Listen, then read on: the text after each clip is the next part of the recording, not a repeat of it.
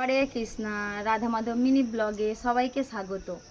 প্রসাদের মহিমা কতটা আপনারা জানেন? প্রসাদ পাওয়ার জন্য দেবতা থেকে, গন্ধর্ব থেকে, মানুষ থেকে সবাই লালায়িত হয়ে থাকে। একবার দেবরাজ ইন্দ্রের মনে ইচ্ছা জাগলো যে ভগবানের প্রসাদ উনি গ্রহণ করবেন।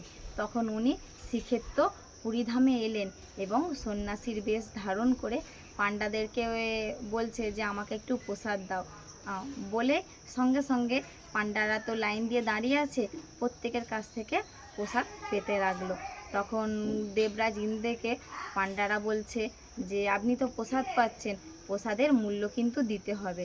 তখন দেবরাজ ইন্দ্র উনি তো হচ্ছে স্বর্গের রাজা, সেই জন্য ওনার মনে একটু অহংকার ছিল। উনি বলছেন আমি কে তোমরা জানো? আমি হচ্ছে দেবরাজ ইন্দ্র। তখন পাণ্ডারা সঙ্গে সঙ্গে বলে উঠল আপনি যেই হন না কেন, প্রসাদ পাচ্ছেন যখন প্রসাদের মূল্য তো দিতেই হবে।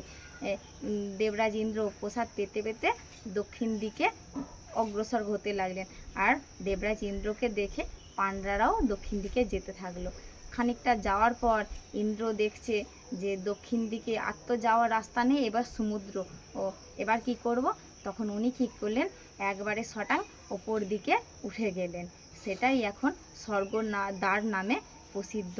ওখানে প্রত্যেক দিন হাজার হাজার মৃতদেহ আসে, আর ওখানকার স্থানীয় যে বাসিন্দারা আছে তাদের ধারণা যে ওই দেহ দাহ হয়ে যাওয়ার পরে ওই দেহে যে আত্মা অবস্থান করেছিল সে একবারে স্বর্গতে বসবাস করবে, সেই জন্য ওটা স্বর্গদ্বার নামে প্রসিদ্ধ।